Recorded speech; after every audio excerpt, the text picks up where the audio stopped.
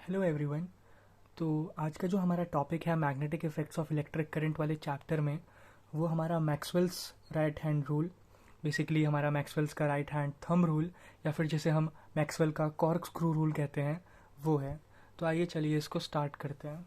तो मैक्सवेल के right hand thumb rule को समझने से पहले आप ये समझिए कि जब भी किसी कंडक्टर में कोई चार्ज मूव करे या फिर उसमें करंट बहे तो उसके अराउंड एक मैग्नेटिक फील्ड डेवलप हो जाती है। इतना बेसिक कॉन्सेप्ट आपको दिमाग में रख के चलना है। तो ठीक है, सपोज करिए आपके सामने कोई कंडक्टर रखा है। मान लेते हैं ये एक कंडक्टर है। इस कंडक्टर में नीचे से ऊपर की तरफ, मतलब यहाँ से यहाँ एक करंट बह रहा है। कहाँ से कहाँ? नीचे से ऊपर। तो आपको क्या करना है, सिंपल इस कंडक्टर को अपने राइट हैंड में पकड़ लेना है और इस तरीके से पकड़ना है कि जो आपका थंब है, ये जो आपका अंगूठा है, ये करंट की डायरेक्शन को रिप्रेजेंट करे। मतलब करंट अभी ऊपर जा रहा है तो थंब को भी ऐसे हम रखेंगे। अगर करंट नीचे जाता है तो हम कुछ इस तरीके का रखते हैं, ऐसे हम कुछ इस प्रकार रखते हैं। अभी करंट ऊपर जा रहा है तो हम ऐसे रखेंगे। तो थंब को हमने ऐसे रखा, कंडक्टर को हमने राइट हैंड से पकड़ लिया है। अब ये जो हमारी बची हुई 4 फिंगर्स हैं, ये हमें रिप्रेजेंट करेंगी मैग्नेटिक फील्ड की डायरेक्शन, जो कि हमारा कंडक्टर में डेवलप हो रही है, कंडक्टर के अराउंड डेवलप हो रही है। सबसे पहले हमने एज्यूम करा कि इस कंडक्टर में जो करंट है वो नीचे से ऊपर की तरफ जा रहा है।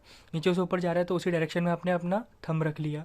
अब ये जो कर्ल है हमारा 4 फिंगर्स का, चारों फिंगर्स को मिला के जो कर्ल आ रहा है, ये हमें बताएगा कि किस डायरेक्शन में हमारी मैग्नेटिक फील्ड होगी। आइए इसको एक डायग्राम से समझने की कोशिश करते हैं। देखिए, सपोज करिए ये एक कंडक्टर है।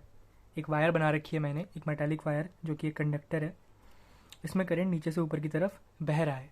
अब मैंने क्या बोला कि आपको कुछ इस तरीके से इसको पकड़ना है राइट हैंड से कि आपका थंब करंट के डायरेक्शन को पॉइंट करे और जो कर्ल है 4 फिंगर्स का वो आपको बताएगा मैग्नेटिक फील्ड डायरेक्शन की, डायरेक्शन बताएगा मैग्नेटिक फील्ड की जो कंडक्टर के अराउंड डेवलप हो रही है।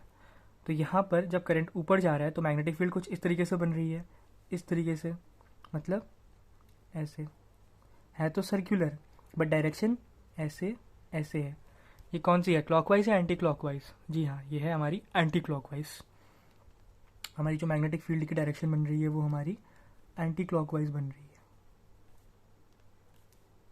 तो इसी का जस्ट अगर अपोजिट कर दें, मतलब एक मेटालिक वायर लें और उसमें नीचे की तरफ करंट दौड़ाएं, ऊपर से नीचे की तरफ, तब इसमें जो मैग्नेटिक फील्ड डेवलप होगी इस कंडक्टर के अराउंड, वो आपकी क्लॉकवाइज होगी।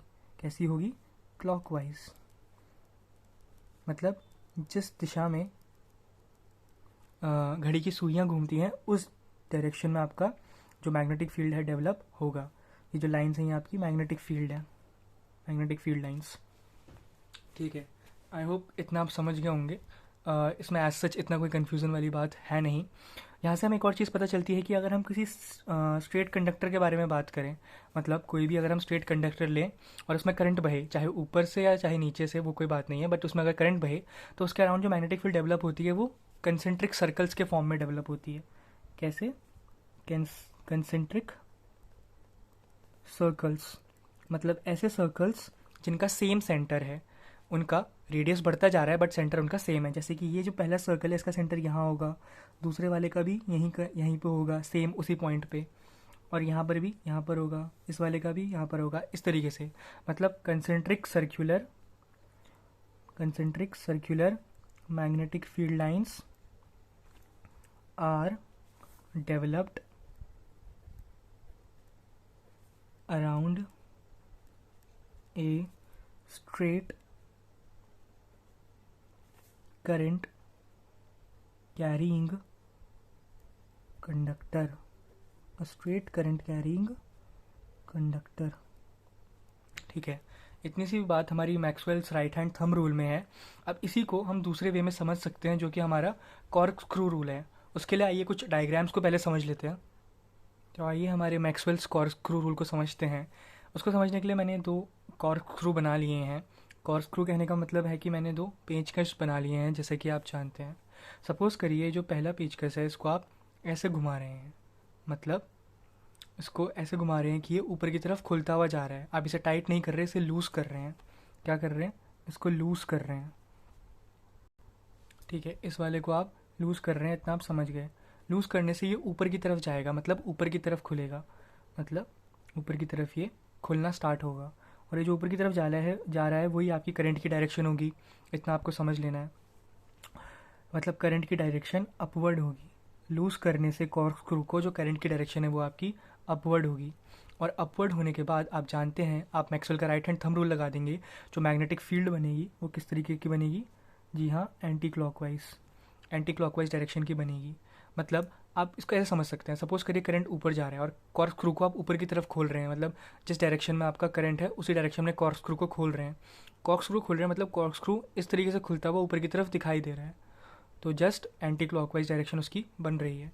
इसी का ऑपोजिट यहाँ पर होगा, करंट नीचे की तरफ जा रहा है, मतलब जब कॉर्कस्क्रू को टाइट कर रहे हैं तो उससे जो करंट की डायरेक्शन आप देख सकते हैं वो डाउनवर्ड बन रही है। कैसी बन रही है? डाउनवर्ड, मतलब नीचे की तरफ जाती हुई बन रही है। और डाउनवर्ड होने के कारण जो मैग्नेटिक फील्ड होती है वो आपकी क्लॉकवाइज होती है, इतना आप जानते हैं। तो अगर आपको करंट दिया हो और आपको मैग्नेटिक फील्ड निकालनी हो तो आप कोई सा भी रूल इस्तेमाल कर सकते हैं मैक्सवेल का, चाहे राइट हैंड थंब रूल या फिर कॉर्कस्क्रू रूल। और ये आपका स्ट्रेट कंडक्टर के लिए जो मैग्नेटिक फील्ड होती है वो निकालने के लिए भी काम आते हैं ये दोनों लॉस। ऐसे ही हम बहुत सारे लॉज इस चैप्टर में समझेंगे, जिसके लिए हमें काफ़ी सारे अलग अलग शेप के कंडक्टर्स की मैग्नेटिक फील्ड निकालनी होगी। अभी के लिए इस वीडियो में इतना ही, मिलते हैं नेक्स्ट वीडियो में जिसमें हम मैग्नेटिक फील्ड की बात करेंगे किसी भी पर्टिकुलर स्ट्रेट कंडक्टर के लिए। तब तक के लिए बाय।